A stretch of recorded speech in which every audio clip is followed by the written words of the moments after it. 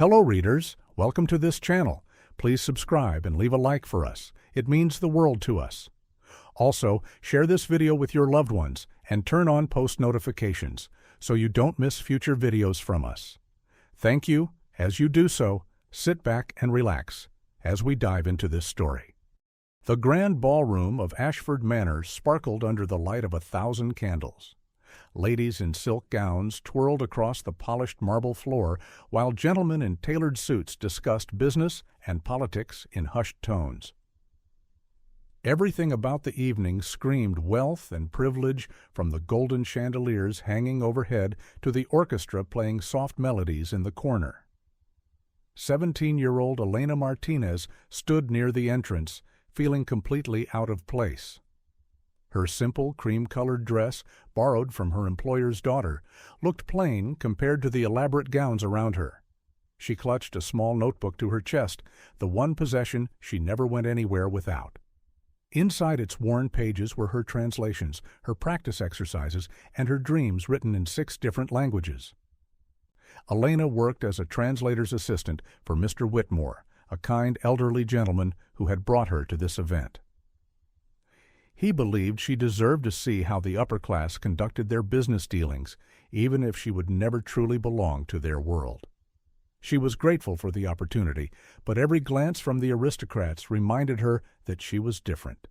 Her skin was darker than theirs, her dress was simpler, and most importantly, she had no title, no family name that carried weight in their circles. "Stay close, my dear," Mr. Whitmore had told her before disappearing into the crowd to speak with potential clients. "These people can be rather cold to outsiders." Elena had nodded, understanding perfectly what he meant. She had faced coldness her entire life. Orphaned at age 8 when her parents died in a factory fire, she had spent years in a crowded orphanage where the other children mocked her love of books. While they played games in the courtyard, she sat in corners teaching herself languages from whatever texts she could find. French from an old cookbook, Spanish from letters left behind by a visiting priest, German from a merchant's discarded newspaper. Language became her escape, her superpower, her way of feeling special in a world that told her she was nothing. Now, standing in this ballroom full of people who had never known hunger or loneliness, Elena reminded herself why she was here. Mr. Whitmore had hinted that the Duke of Thornbury might need translation services for his international business ventures. If she could somehow impress him, she might secure a real position with steady pay. She could finally afford her own room, her own books, maybe even save enough to travel someday. The crowd suddenly shifted, and whispers rippled through the ballroom. Elena looked up to see a tall man entering through the main doors.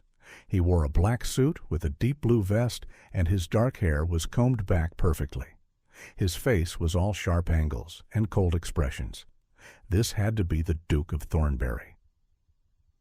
Duke Alexander Thornbury surveyed the room like a king inspecting his subjects. At 32 years old, he had inherited his title young and had built a reputation as both brilliant and ruthless. People said he could spot a liar from across a room and had never lost a business negotiation.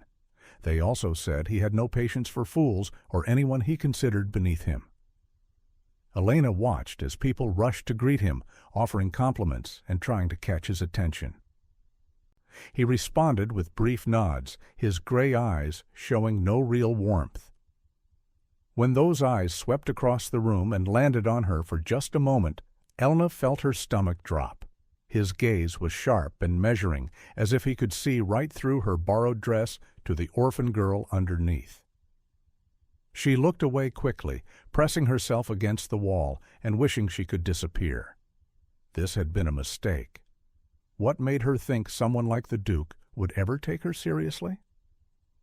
"Looking for the servants' entrance, are we?" a voice said near her ear. Elena turned to find a young woman about her age standing beside her. The girl wore a dress of emerald green silk with diamonds at her throat, and her blonde hair was arranged in an elaborate style that must have taken hours.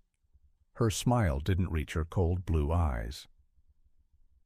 "I'm here with Mr. Whitmore, Elena said quietly, not wanting to cause a scene.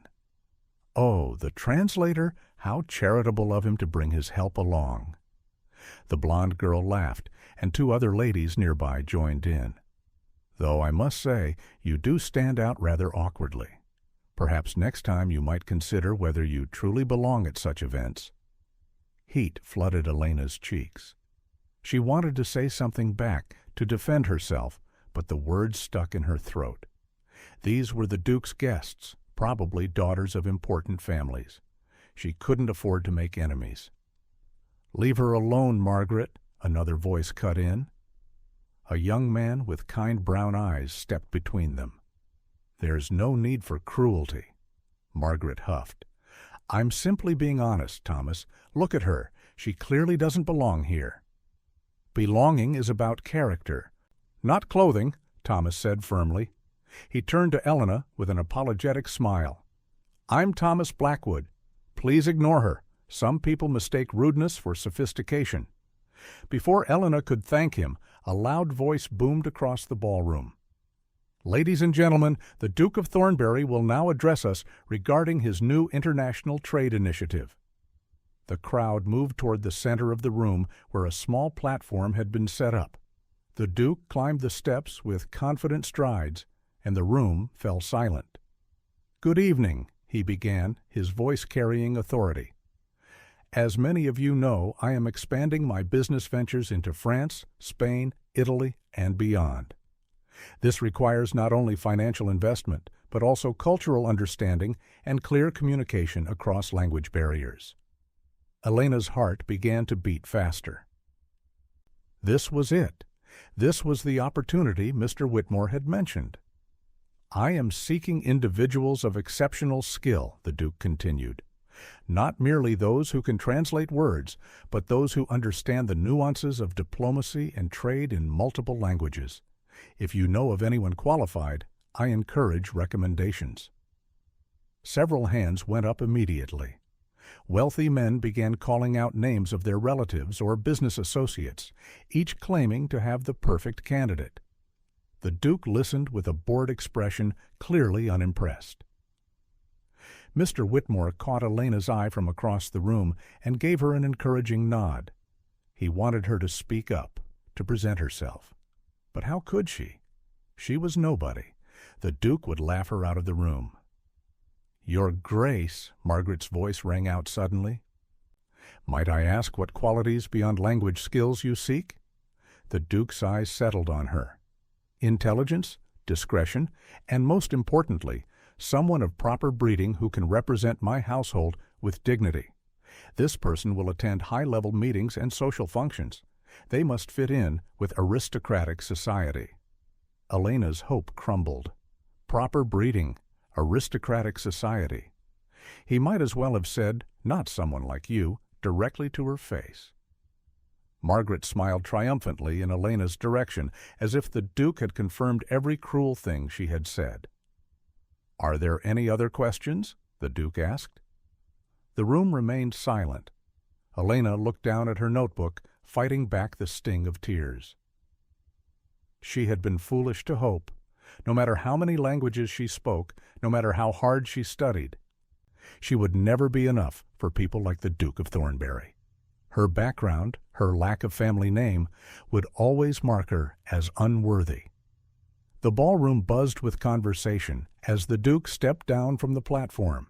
Immediately, a crowd formed around him, everyone eager to introduce their candidates for the translator position. Elena watched from her spot against the wall as men in expensive suits pushed forward, each one trying to outdo the others with claims about their recommendations. "My nephew speaks 3 languages fluently, Your Grace," one man said loudly. "My business associate has worked with French diplomats for years," another added. The Duke listened with barely concealed impatience, his jaw tight. Elena could see he wasn't impressed by any of them. For a moment, she felt a strange flash of sympathy. He was surrounded by people who wanted something from him, none of them truly understanding what he needed. Mr. Whitmore appeared at her side, slightly out of breath from hurrying through the crowd. His white beard quivered with excitement. "Elena, my dear, you must put yourself forward. This is exactly the opportunity I told you about." "Did you hear what he said?" Elena whispered urgently. "He wants someone of proper breeding, someone who fits in with aristocrats. That's not me, Mr. Whitmore. It will never be me." The old man's face softened with understanding, but his eyes remained firm. "My dear girl, I have known you for 3 years. In that time, I have watched you master languages that took me decades to learn. You have more intelligence and capability in your little finger than most of these pompous aristocrats have in their entire bodies." "Intelligence doesn't matter if he won't even listen to me," Elena said, her voice catching. "You know how people like him see people like me." "Then change his mind," Mr. Whitmore said simply. "Show him what you can do. The worst that can happen is he says no, which is the same outcome as saying nothing at all. But if you speak up, there's a chance, however small, that he might see your worth." Elena looked across the room at the Duke. He had extracted himself from the crowd and was speaking with an older gentleman near the windows. His expression was cold and closed off, like a door locked tight. Everything about his posture screamed that he had already made up his mind about the kind of person he wanted. But Mr. Whitmore was right. She had nothing to lose. She was already invisible to these people, already dismissed. What difference would it make if the Duke rejected her directly? Taking a deep breath, Elena straightened her shoulders and began walking toward him. Her legs felt shaky, and her heart hammered against her ribs. Several people turned to stare as she passed, their expressions ranging from curious to disapproving. She heard Margaret's laugh somewhere behind her, followed by whispered comments she chose to ignore. The Duke was discussing shipping routes with the older gentleman, his back partially turned to the room. Elena stopped a respectful distance away, waiting for an appropriate moment to speak. Her palms were sweating, and she gripped her notebook tighter. "The Mediterranean route is faster, Your Grace, but the political situation makes it risky," the older man was saying.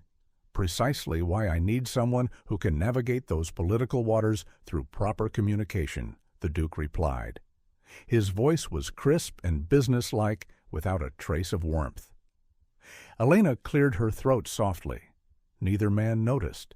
She cleared it again, a little louder. The older gentleman glanced at her with raised eyebrows. "Can we help you, miss?" The Duke turned, his gray eyes sweeping over her with that same measuring look from before. Up close, he was even more intimidating.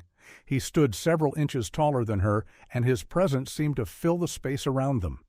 His expression showed mild annoyance at being interrupted.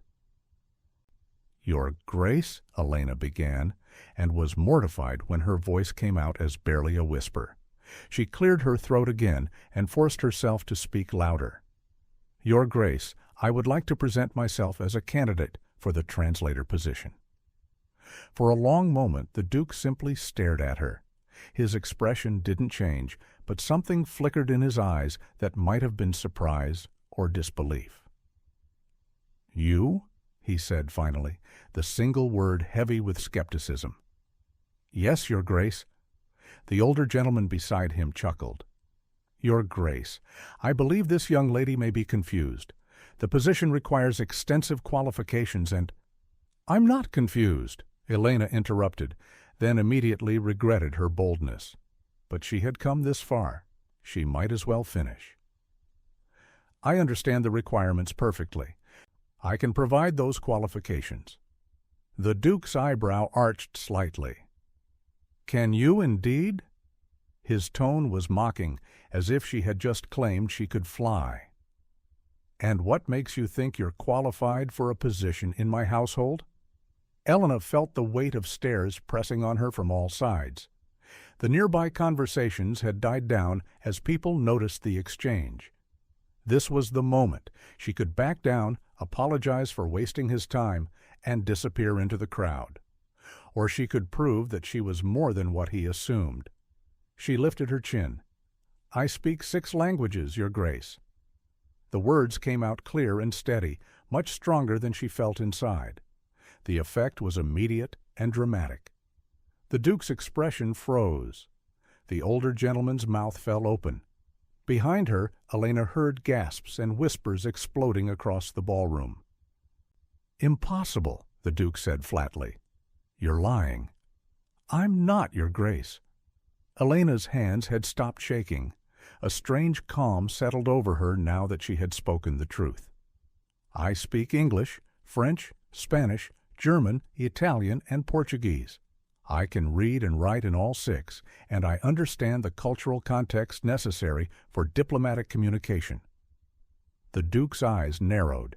He stepped closer, studying her face as if trying to detect deception.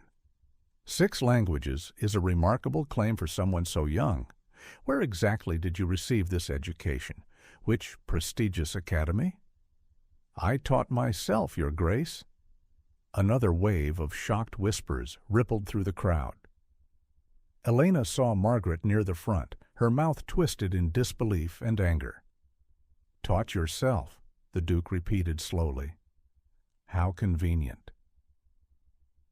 A self-taught translator with no credentials, no references, and no proof of ability.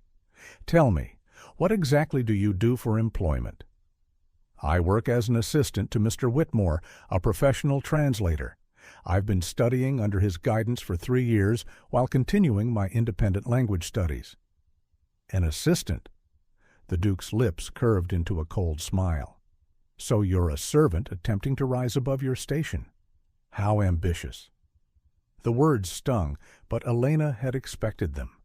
She met his gaze steadily. "I'm someone with skills that you need, Your Grace. My station shouldn't matter if I can do the job well." "Shouldn't it?" The Duke's voice turned icy. "You clearly don't understand the nature of this position. The person I hire will represent my household at diplomatic functions, will sit at tables with nobility, will be seen as an extension of my own reputation. Do you truly think someone of your background could fulfill such a role?" Elena felt the blood drain from her face.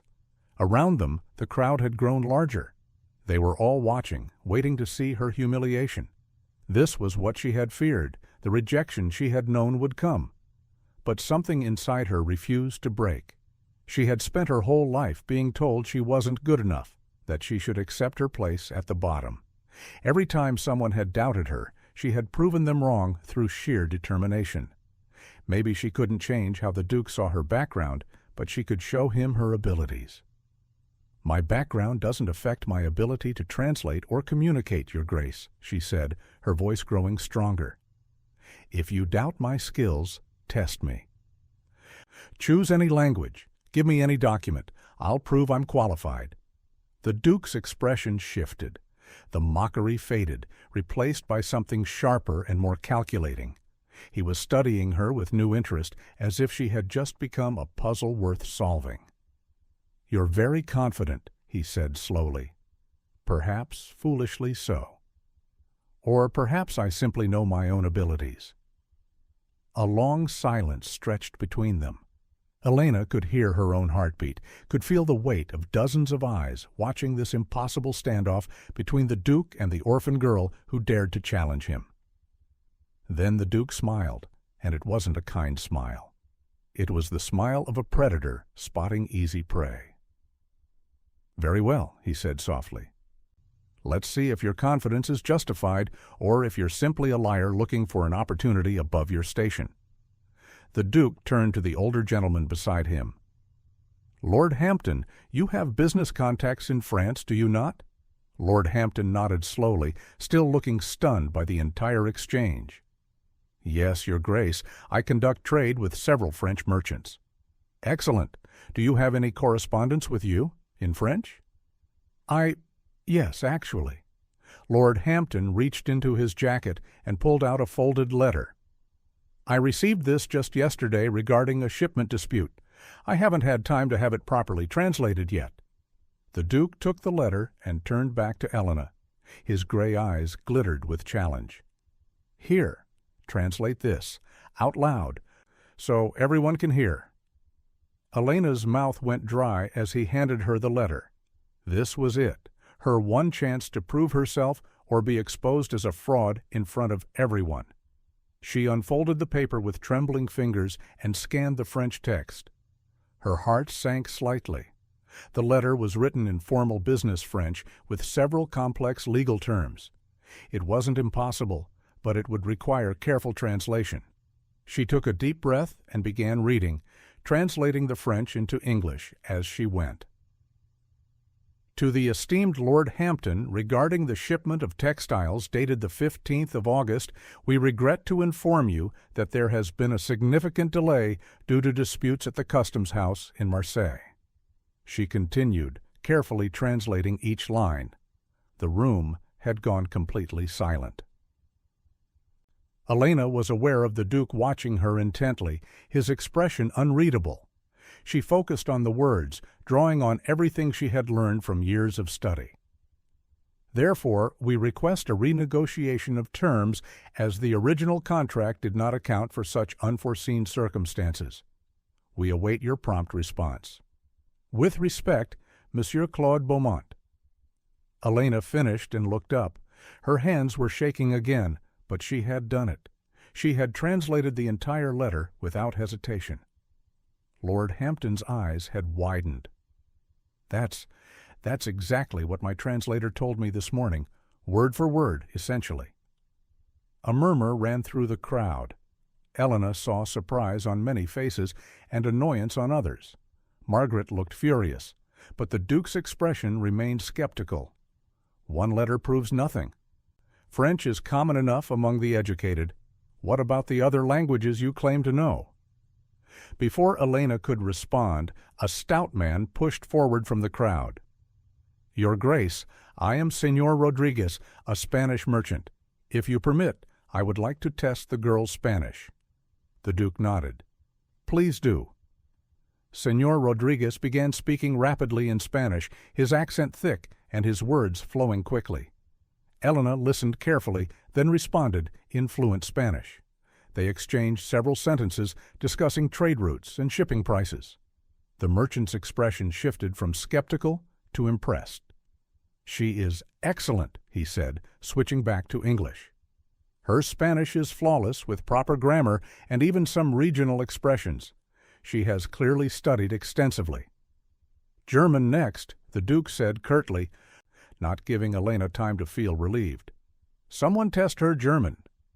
A stern-looking woman in a purple dress stepped forward. I am Frau Werner. I will test her. The German examination was harder. Frau Werner spoke in a complicated dialect and asked Elena to explain subtle grammatical concepts. But Elena had studied German obsessively, loving its logical structure and precise rules. She answered each question carefully, even explaining the differences between High German and various dialects. Frau Werner nodded slowly when they finished. She knows German better than many native speakers I've met. This is remarkable. The crowd's whispers had changed from mocking to amazed. Elena felt a small spark of hope growing in her chest. Maybe, just maybe, she could actually do this. Italian, the Duke demanded, his voice cutting through the noise. He was relentless, Elena realized. He wanted to find a weakness, a gap in her knowledge that would prove she wasn't good enough. An Italian diplomat tested her next, then a Portuguese wine merchant. Each time, Elena drew on years of late-night study, of practicing pronunciations alone in her tiny room, of reading everything she could find in each language. Each time, the experts confirmed her skill. By the time she had been tested in all 6 languages, the ballroom was buzzing with excitement and disbelief. People who had ignored her minutes ago now stared at her with newfound respect. Thomas Blackwood was grinning from ear to ear. Mr. Whitmore looked like he might cry with pride, but the Duke's expression remained cold and hard. "Impressive," he said, and the word sounded like an insult. "You can speak multiple languages. That's a useful parlor trick. But can you function in high society? Can you sit at a dinner table with nobility without embarrassing yourself? Can you navigate political conversations without causing an international incident?" Elena felt her brief hope crumbling. "Your Grace, I understand I come from humble beginnings. but I've studied more than just languages.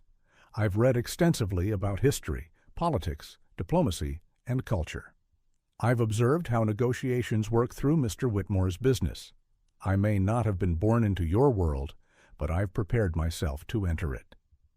"Prepared yourself," the Duke repeated mockingly. "You think reading books prepares you for reality? The aristocratic world has unwritten rules that take a lifetime to learn. One wrong word, one misunderstood gesture. And you could ruin my reputation and my business deals." He stepped closer, his voice dropping so only she could hear. "You're an orphan, aren't you? That's why you have no family name, why you work as an assistant. You're nobody, with no connections, no influence, no understanding of how power really works. Skills aren't enough. You need breeding, background, and social standing, all things you lack." Elena felt tears threatening, but she blinked them back furiously. She wouldn't cry in front of him. She wouldn't give him that satisfaction. "You're right," she said quietly. "I am an orphan. I have no family, no title, no wealth. But I have something you apparently don't value, the willingness to learn and grow. I may not know every unwritten rule of aristocratic society, but I can learn them. And I would work harder than anyone born into privilege because I know what it means to have nothing and fight for something." The Duke stared at her for a long moment. Something flickered across his face, too quick for Elena to identify. Then his expression hardened again. "A touching speech," he said coldly, "but insufficient. Lord Hampton, Señor Rodriguez, thank you for your assistance in exposing this girl's limitations. While her language skills are adequate, she clearly lacks the refinement necessary for my household." He started to turn away, dismissing her completely. Elena felt panic rising in her chest.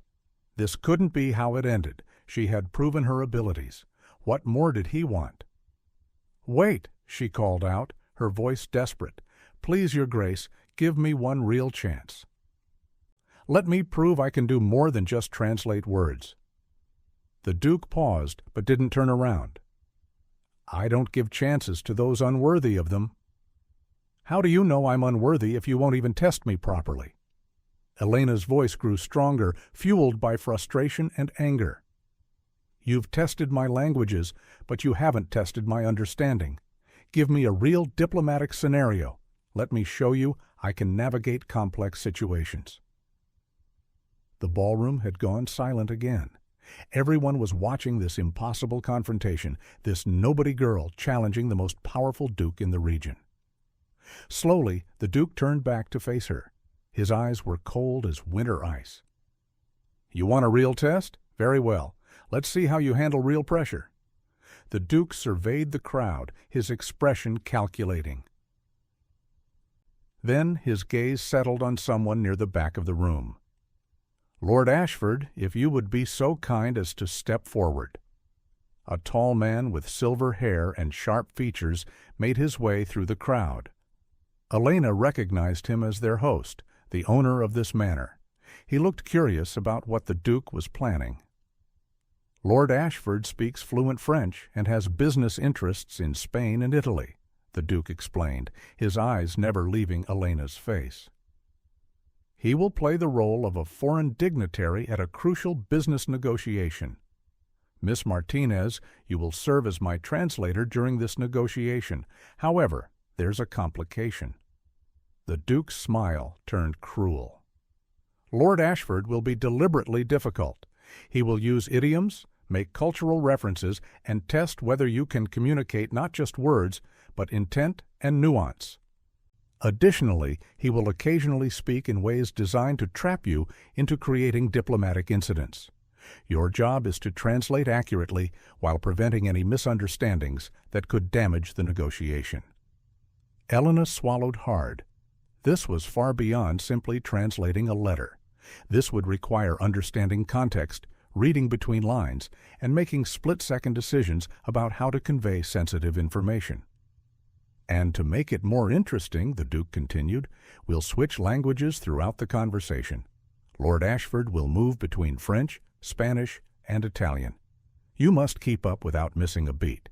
If you fail, you'll prove my point that skill alone isn't enough for this position." Lord Ashford nodded, playing along with clear amusement. "This should be entertaining. Shall we begin?" "Your Grace?" The Duke gestured to a nearby sitting area. "Please, Miss Martinez, you'll stand between us and translate everything we say to each other." Elena's heart raced as she took her position. She noticed Mr. Whitmore in the crowd, giving her an encouraging nod.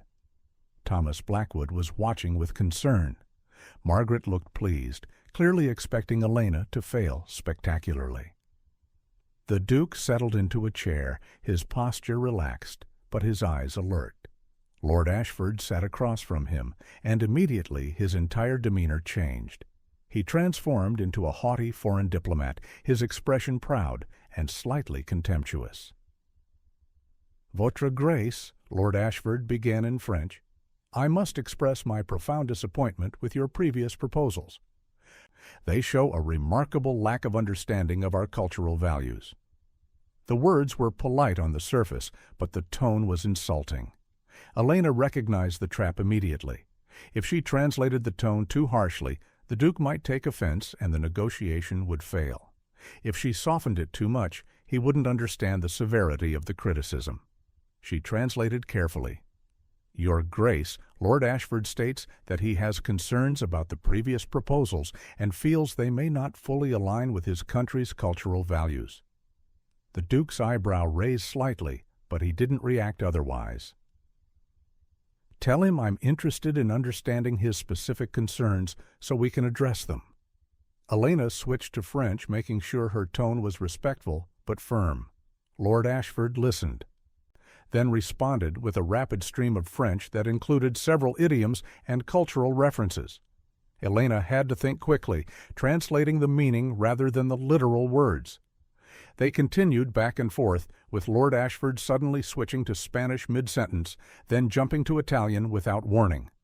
Elena kept pace, her brain working furiously to process everything while maintaining the delicate balance of diplomatic communication. Then Lord Ashford threw in a real challenge. He used a Spanish phrase that, translated literally, would be incredibly offensive. But Elena knew it was actually a common expression in certain regions that meant something entirely different. If she translated it literally, the negotiation would fall apart instantly. She paused for just a second, making her decision. She translated the intended meaning rather than the literal words, preserving the diplomatic relationship while accurately conveying Lord Ashford's point. The Duke noticed her hesitation. "Why did you pause?" Elena met his gaze directly. Lord Ashford used a regional expression that would be misunderstood if translated literally, Your Grace. I conveyed his intended meaning instead. "And what exactly did he say, word for word?" Elena repeated the Spanish phrase, then explained its literal translation versus its actual meaning in context. The Duke's expression shifted slightly, showing what might have been respect. Lord Ashford, breaking character for a moment, looked impressed. "She's correct. That phrase would sound terrible in direct translation, but it's perfectly acceptable in casual Spanish business discussions." She made the right choice. The Duke nodded slowly, then turned back to Lord Ashford. "Continue." The role play went on for nearly 20 minutes. Lord Ashford threw increasingly difficult challenges at Elena: cultural misunderstandings, potentially offensive statements, complex negotiations about trade terms that required understanding of international business. Elena navigated each one, sometimes pausing to ask for clarification, sometimes offering her own suggestions for how to phrase things more diplomatically. Sweat beaded on her forehead and her throat was dry from talking, but she didn't falter. This was everything she had studied for, everything she had dreamed about. She wasn't going to fail now. Finally, Lord Ashford sat back and returned to his normal self. "Your Grace, I believe this young lady has thoroughly proven her abilities. Her translation skills are excellent, but more importantly, she understands the nuances of diplomatic communication. She prevented at least 3 potential misunderstandings that could have derailed the negotiation. The crowd erupted in applause. Elena felt her knees go weak with relief. She had done it. She had passed the Duke's impossible test. But when she looked at the Duke, his expression was still cold and unmoved. "Impressive," he admitted, "but we're not finished yet." Elena's heart sank. What more could he possibly want? The Duke stood and addressed the crowd. "Miss Martinez has demonstrated skills in translation and basic diplomatic communication. However, the position I'm offering requires something more. It requires the ability to represent my household with dignity and grace in all situations." He turned back to Elena, his gray eyes hard. "You claim you can learn the rules of aristocratic society. Let's test that claim. Lady Ashford, would you be willing to conduct a brief examination of Miss Martinez's understanding of proper etiquette?" An elegant woman in a burgundy gown stepped forward. She was Lady Ashford, Lord Ashford's wife, and known throughout society for her strict adherence to social rules. "Of course, Your Grace, I would be delighted." Elena felt trapped. This wasn't about languages anymore. This was about all the unspoken rules of high society, the complex dance of manners and protocol that she had only observed from the outside. Lady Ashford smiled, but it wasn't a kind smile. "Miss Martinez, tell me, how would you properly address a foreign ambassador at a formal dinner?" Elena's mind raced. She had read about this, but reading was different from experiencing. "Your Excellency, if they're an ambassador," she said carefully, "and if that ambassador's spouse were present?" "Your Excellency for the ambassador, and Lady or Sir for the spouse, depending on their own title." Lady Ashford nodded. "Adequate. Now at a diplomatic dinner, the first course is served. You notice the guest of honor is using the wrong fork. What do you do?" This was a trap question. Elena knew it immediately. The obvious answer would be to correct them, but that would cause embarrassment. "Nothing directly, my lady. I would simply use the correct fork myself in a visible way, allowing them to notice and adjust without drawing attention to the mistake." Several people in the crowd murmured approvingly. Lady Ashford's expression showed grudging respect. The questions continued, covering everything from seating arrangements to gift-giving protocols to handling conversations with difficult personalities. Elena answered as best she could, drawing on her reading and her observations. Some answers came easily, others required careful thought. Once or twice she had to admit she didn't know something, which felt like admitting defeat. But Lady Ashford seemed almost pleased by the honesty. "At least you know what you don't know. That's better than pretending expertise you lack." Finally, the examination ended. Lady Ashford turned to the Duke. "Your Grace, Miss Martinez has a basic understanding of etiquette. Her knowledge has obvious gaps, but they could be filled with proper instruction. More importantly, she has good instincts and genuine respect for the rules, even if she doesn't know all of them yet." The Duke nodded slowly, his expression still unreadable. "Thank you, Lady Ashford." He turned to Elena, studying her for a long moment. The entire ballroom seemed to hold its breath, waiting for his judgment. "You've proven you have skills," he said finally. "Languages, basic diplomacy, some understanding of etiquette. But do you know what I still see when I look at you?" Elena felt her stomach drop. Here it came, the final rejection. "I see someone desperate to prove themselves," the Duke continued. "Someone who will work themselves to exhaustion, trying to be good enough for people who were born into worlds they never had to earn. I see someone who will spend their entire life being the outsider, always aware that one mistake could send them back to whatever poverty they escaped from." His words cut deep because they were true. Elena felt tears burning behind her eyes again. "That kind of desperation makes you vulnerable," the Duke said coldly. "And vulnerability is weakness. I need someone strong, someone who belongs in this world without question, someone who can't be shaken by the casual cruelty of aristocrats like Lady Margaret over there. Margaret flinched at being called out, but the Duke didn't even glance her way. "So here is my final decision," he announced to the room. "Miss Martinez is clearly talented, her language skills are exceptional, her instincts for diplomacy are sound, and she has the courage to challenge even a duke when she believes she's right." Elena's hope flickered to life again. "However," the Duke continued, and that single word shattered everything, "she is not suitable for my household. Her background, her lack of social standing, and her fundamental position as an outsider make her inappropriate for a role that requires seamless integration with the highest levels of society. My decision is final." The ballroom erupted in mixed reactions. Some people nodded approvingly at the Duke's decision, while others looked disappointed. Margaret was smirking triumphantly, but Elena barely heard any of it over the roaring in her ears. She had done everything right. She had proven her skills beyond any doubt, and it still wasn't enough. The Duke started to turn away, considering the matter closed. Something inside Elena snapped. She had spent her whole life being told she wasn't good enough, accepting rejection quietly, staying in her place. But this time, something was different. This time, she was tired of staying silent. "Your Grace," she said, her voice ringing out clear and strong across the ballroom. "May I speak plainly?" The Duke paused, looking back at her with raised eyebrows. "Haven't you said enough?"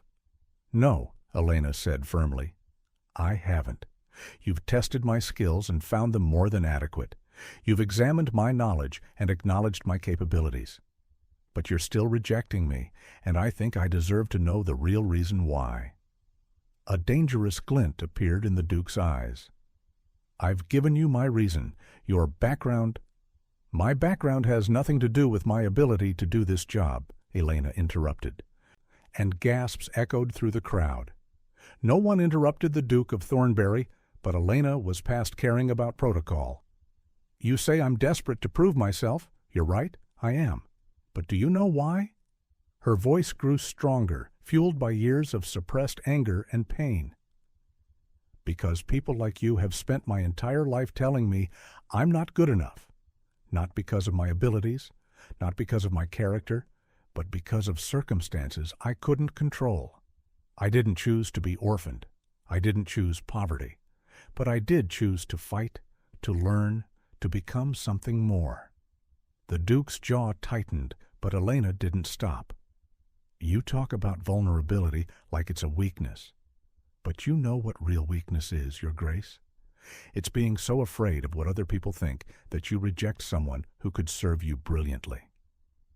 It's letting prejudice and social rules matter more than actual competence. It's being so trapped by your own privilege that you can't see worth unless it comes wrapped in the right family name." "How dare you?"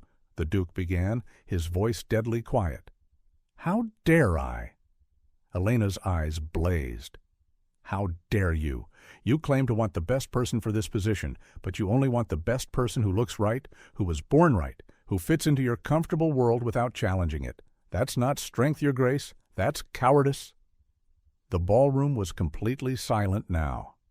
Even Margaret had stopped smirking, looking shocked by Elena's boldness. Mr. Whitmore was watching with pride and concern mixed on his face. Thomas Blackwood looked like he wanted to cheer. The Duke took a step toward Elena, his gray eyes blazing with anger. For a moment she thought he might have her thrown out of the manor entirely, but she stood her ground, meeting his gaze without flinching. "You think you understand my world?" he said, his voice low and dangerous. "You think you know what it means to carry a title, a reputation, the weight of generations?" "No," Elena admitted. "I don't. Just like you don't understand what it means to have nothing, to be invisible, to fight for every scrap of respect. But here's the difference between us. I'm willing to learn about your world. You've already decided mine isn't worth understanding." The Duke stared at her, his expression unreadable. The silence stretched so long that Elena wondered if she'd finally gone too far. Then something unexpected happened. The Duke laughed. It wasn't a mocking laugh or a cruel one. It was genuine, almost surprised, as if Elena had caught him completely off guard. The sound rippled through the ballroom, making people exchange confused glances. "You have remarkable courage," the Duke said, shaking his head. "Foolish, perhaps, but remarkable." "Courage is often called foolishness by those who lack it," Elena replied, surprising herself with her own boldness. The Duke's smile faded, but his eyes held a new expression. Something like respect. "You want to know the real reason I'm hesitating to hire you?" "Yes." He gestured around the ballroom. "Look at these people. Every single one of them is watching us right now, judging, calculating how they can use this moment to their advantage. That's the world you're asking to enter, a world where every mistake is remembered, every weakness exploited, every difference used against you." His voice softened slightly. "You say I'm afraid of what people think. You're right, because in my position, what people think determines success or failure. If I hire you, they'll question my judgment. They'll scrutinize every word you speak, every move you make. They'll be waiting for you to fail so they can say, 'See, the Duke chose someone unworthy.' Can you handle that kind of pressure? Can you thrive under that constant judgment?" Elena met his eyes steadily. "I've lived under judgment my entire life, Your Grace. The difference is you're offering me a chance to prove them wrong while doing work I love. That's more than I've ever had before." The Duke studied her face for a long moment. Elena could almost see him thinking, weighing, reconsidering. "Your Grace," Lord Hampton spoke up suddenly, "if I may offer my opinion, I've conducted business across Europe for 30 years. I've worked with translators from the finest families and the best academies. This young woman has something I rarely see: genuine passion for the work combined with exceptional skill. Those qualities matter more than any family name." "I agree," Senor Rodriguez added. "In my country, we value what a person can do, not just who their parents were. Miss Martinez has proven herself worthy." Thomas Blackwood stepped forward. "Your Grace, I know my opinion may not carry much weight, but I've watched this entire evening. Miss Martinez has shown more grace under pressure than most people born into it. She's earned respect, not just expected it." Even Lady Ashford spoke up, much to everyone's surprise. "Your Grace, the girl has good instincts. With proper guidance, she could excel. Perhaps we've been too focused on breeding and not enough on merit." More voices joined in, some supporting Elena, others arguing against her. The ballroom had transformed into a debate about tradition versus talent, privilege versus ability. Margaret remained notably silent, her expression sour. The Duke raised his hand, and the room fell silent immediately. He looked at Elena one more time, his expression impossible to read. "Miss Martinez," he said slowly, "you've forced me to reconsider assumptions I didn't even know I held. That alone is noteworthy." Elena's heart began to beat faster, but she kept her expression calm. "However," the Duke continued, and Elena braced for the final rejection, "I cannot in good conscience offer you this position." Elena felt her stomach drop. After everything, after all that courage, she was still being rejected. She started to turn away, ready to leave with whatever dignity she had left. "Not as a translator," the Duke finished. Elena froze. "Your Grace?" A slight smile played at the corners of the Duke's mouth. "You're right. I've been a coward, hiding behind tradition and propriety. The truth is, your skills far exceed those of a typical translator. What I actually need is someone who can challenge me, who can see problems I'm too privileged to notice, who can navigate between worlds I don't fully understand." He paused, letting his words sink in. "I'm offering you a position as my diplomatic advisor. You would work directly with me on international negotiations, attend high-level meetings, and yes, represent my household at important functions." The pay would be substantial, the work challenging, and the scrutiny intense. You would also have access to additional tutoring in etiquette and aristocratic customs from Lady Ashford, if you're willing.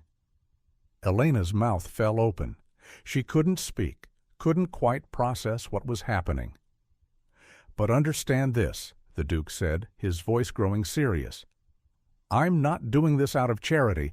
I'm doing it because, against my better judgment, you've convinced me that you're the best person for the job. You'll be held to the highest standards. One mistake won't end your career, but consistent failures will. This is an opportunity, not a guarantee." "Can you accept those terms?" Elena found her voice, though it came out shaky. "Yes, Your Grace, I can. I will."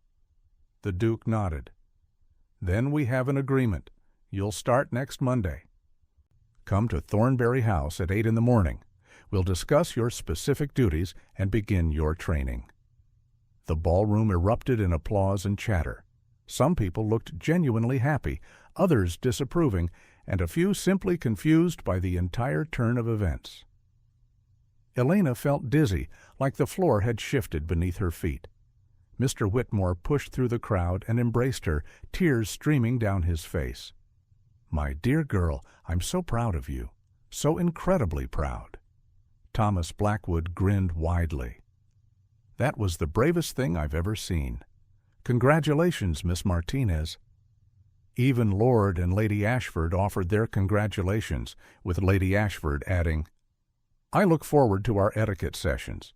You have good raw material to work with." Margaret approached last, her expression tight. "I suppose I should congratulate you as well," she said stiffly, "though I still think it's highly irregular." "Thank you, Lady Margaret," Elena replied politely, refusing to let the other girl's attitude diminish her joy. As the crowd slowly dispersed and the evening wore on, Elena found herself standing alone for a moment, clutching her worn notebook. She thought about the girl she had been just hours ago, afraid to speak up, convinced she would never be enough. That girl had found her voice tonight, and in doing so had changed her entire life. The Duke approached her one more time before leaving. "Miss Martinez, one more thing." "Yes, Your Grace?" "Thank you for calling me a coward. I needed to hear it." His expression was softer now, almost kind. "Not many people have the courage to tell me uncomfortable truths." "That's exactly why I need you." Elena smiled, a real smile that reached her eyes. "I'll make sure to keep being honest with you, Your Grace, even when it's uncomfortable." "I'm counting on it." The Duke nodded once, then walked away, his bearing as proud and commanding as ever. But something had shifted. He had listened, he had changed his mind. He had chosen merit over tradition. As Elena finally left Ashford Manor that night, stepping out into the cool evening air, she looked up at the stars. Somewhere up there, she liked to think her parents were watching. They had been poor factory workers who could barely read, but they had loved her and encouraged her love of learning. "I did it," she whispered to them. "I proved I was worthy." But even as she said it, Elena realized something important. She hadn't proven her worth tonight. Her worth had always been there, inherent in her determination, her intelligence, her courage. What had changed wasn't her value, but other people's ability to see it. The Duke had called her vulnerable, desperate, an outsider. He was right about all of it. But those things weren't weaknesses. They were her strengths. They were what made her fight harder, study longer, and refuse to accept limitations others tried to place on her. As she walked home through the quiet streets, Elena made herself a promise. She would excel in this new position. She would work harder than anyone expected. But she would never forget where she came from, or let anyone make her feel unworthy again.